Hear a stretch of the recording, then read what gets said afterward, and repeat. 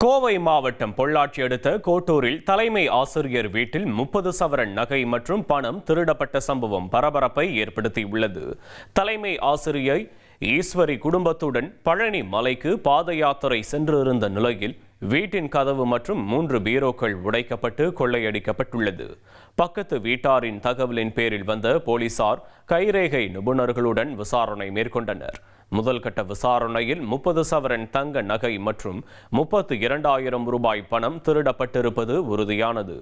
அருகில் உள்ள சிசிடிவி காட்சிகளை ஆய்வு செய்து கோட்டூர் போலீசார் தீவிர விசாரணை நடத்தி வருகின்றனர்.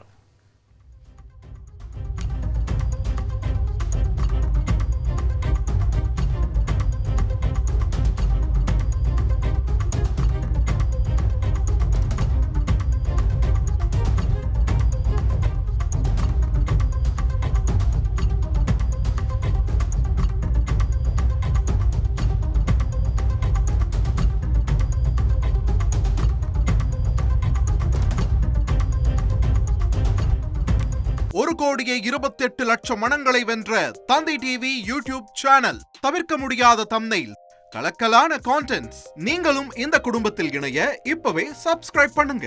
அசுரபலம் கொண்ட எங்கள் டிஜிட்டல் கரங்களில் உங்கள் விளம்பரங்களை சேர்க்க வாட்ஸ்அப் பண்ணுங்க. 8939888838. Email advtthanditv@dttv.in.